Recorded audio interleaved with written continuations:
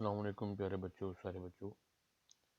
آج ہم home economics class 8 اس کے دوسری چیپٹر کی ریڈنگ کا آغاز کرنے لگے ہیں۔ تو سٹارٹ کرتے ہیں۔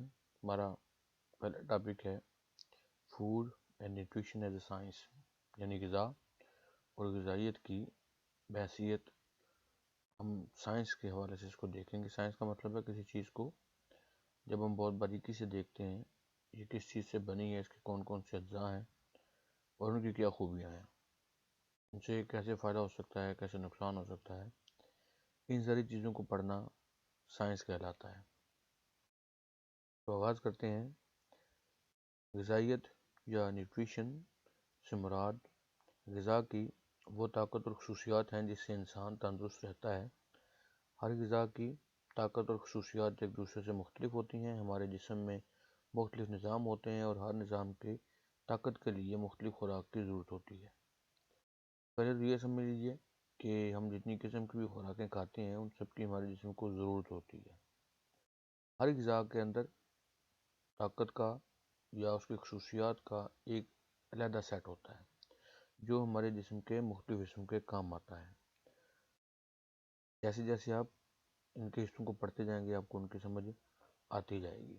اور ہمارے جسم کے اندر کئی قسم کے نظام ہوتے ہیں، جیسے سانس لینے کا نظام ہے، خوراک کو ہضم کرنے کا نظام ہے، خون ہمارے پورے جسم میں گردش کرتا ہے، نظام دوران خون ہے۔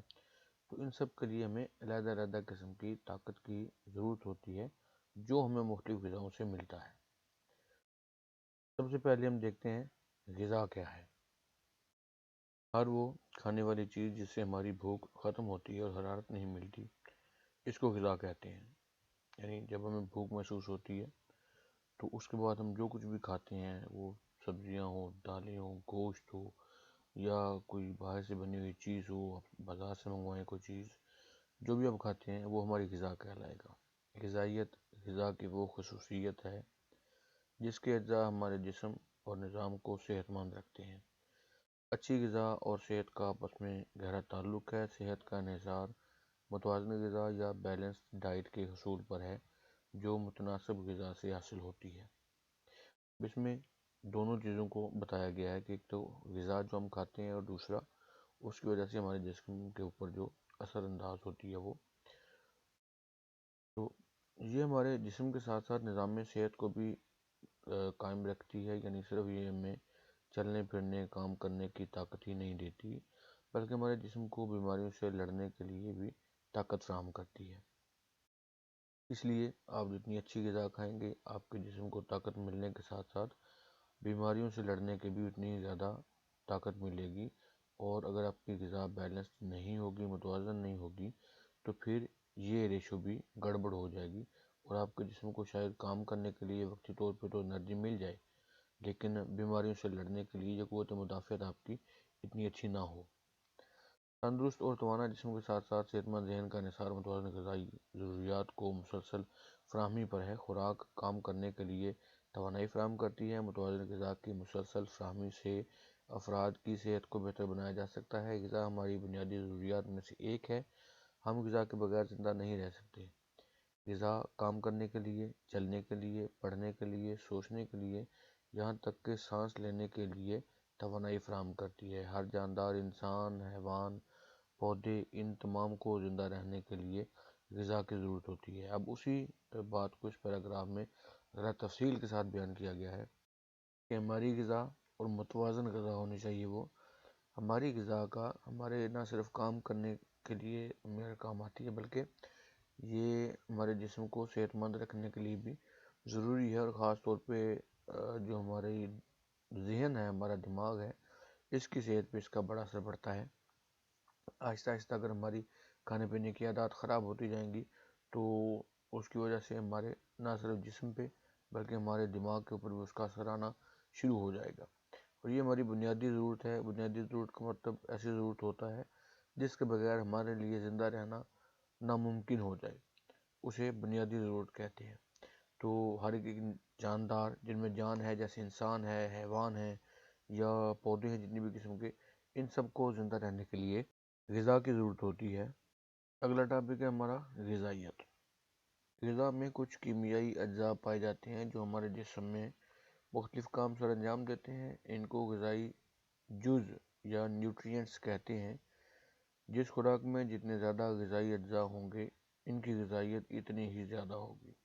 تو جب ہم کہتے ہیں کہ ہماری غذائیت کیا ہے یا اس کھانے کی غذائیت کیا ہے، اس کے نیوٹریشنل فیکٹس کیا ہیں، تو اس کا مطلب ہے کہ ہم یہ پوچھنا چاہ رہے ہیں کہ یہ جو ہم چیز کھا رہے ہیں یہ کس کس چیز سے مل کے بنی ہے، اور اس سے ہم اندازہ لگا سکتے ہیں کہ یہ ہمارے جسم کے اندر جا کے کون کون سی بہتری لا سکتی ہے یا کون کون سی خرابی کر سکتی ہے۔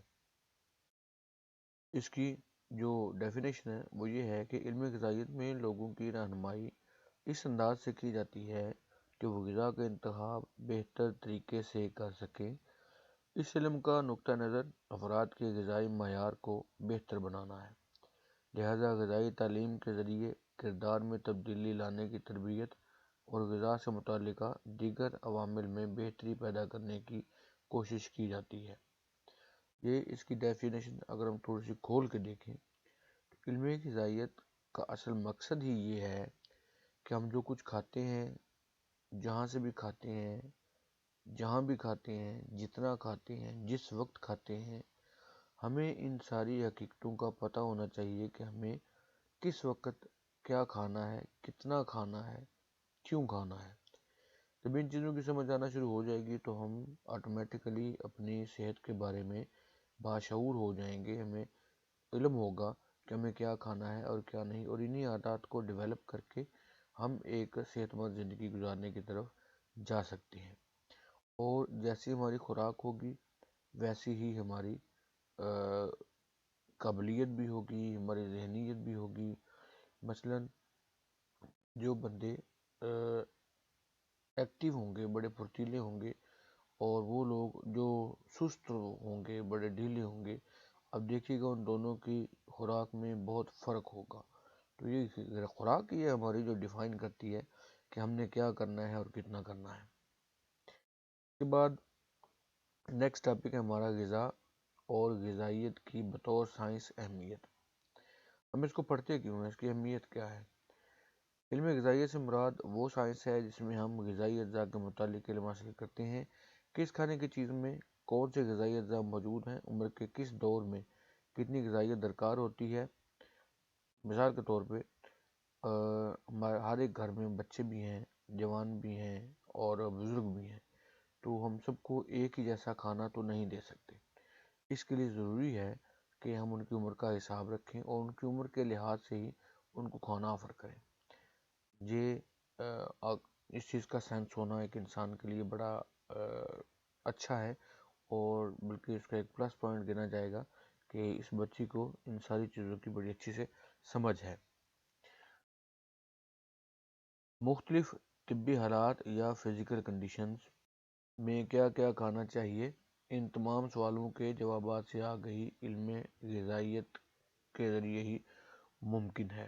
تو آپ جتنا اس علم کو پڑھیں گے آپ کو ہر ایک چیز کے بارے میں تفصیل ملتی جائے گی، جو آپ کے لیے بڑی کارآمد ثابت ہوگی۔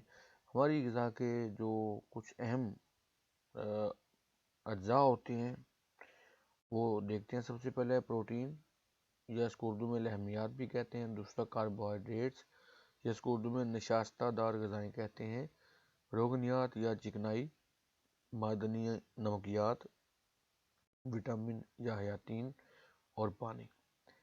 یہ 6 چیزیں ہیں جو ہماری خوراک میں کسی نہ کسی طرح سے شامل ہوتی ہیں۔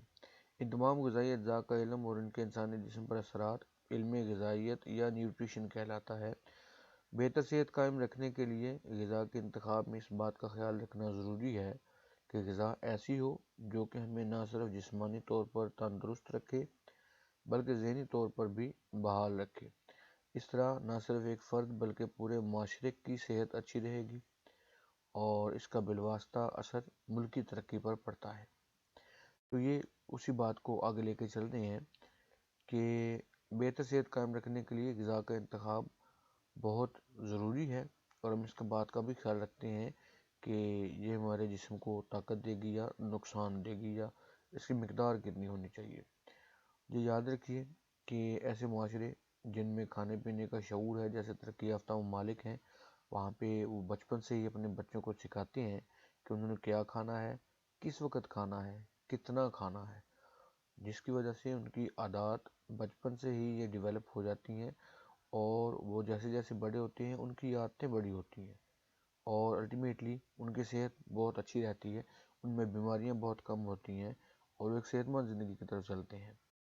یہ انہوں نے ایک بنائی ہے ڈائیگرام جو ہمیں شو کرتی ہے کہ ہماری متوازن غذا کے اندر یہ سارے فیکٹرز ہونے چاہیے، جتنے آپ نے اوپر پڑھے ہیں فیکٹرز وہ سارے اس کے اندر موجود ہیں، وہ چاہے بیکری کی فارم میں ہو یا دودھ دہی ہو، گوشت وغیرہ ہو، سبزیاں ہو، یہ ساری چیزیں اس کے اندر شامل ہیں۔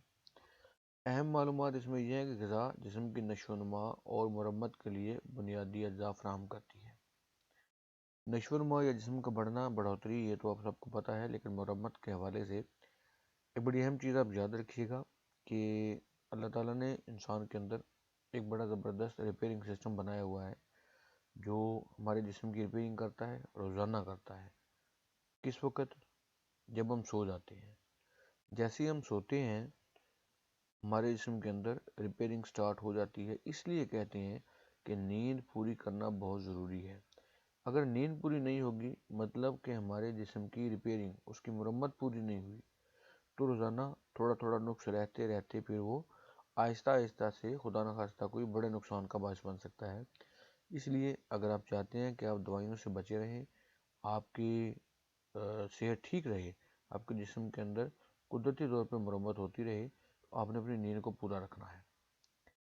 متوازن غذا کے استعمال سے جسم کے صحت اور جسم کے اعضاء کی خوبصورتی برقرار رہتی ہے، اس لیے ہمیں اپنی روزمرہ غذا میں دودھ اور دودھ سے بنی ہوئی اشیاء، اناج، سبزیاں، پھل، گوشت، انڈے اور گھی وغیرہ میں سے کوئی نہ کوئی چیز ضرور استعمال کرنی چاہیے، کیونکہ پھر اس سے جو غذائیت ہوگی وہ ہمارے جسم تک پہنچے گی اور ہمارے جسم کو چلنے پھرنے کے لیے طاقت ملے گی، اور رات کو جب ہم سوئیں گے تو یہ ہمارے جسم کو ریپیئر کرنے میں ہمارے اندرونی سسٹم کی مدد کرے گی۔ امید ہے ان ٹاپکس کی آپ کو سمجھ آ گئی ہوگی۔ اگر آپ چاہتے ہیں کہ آپ اس سیریز سے جڑے رہیں تو چینل کو سبسکرائب کر لیں، ویڈیو کو لائک کر دیں، دوستوں کے ساتھ شیئر کر دیں، اپنا اور اپنے چینل کا بہت سا خیال رکھیے گا۔ اللہ حافظ۔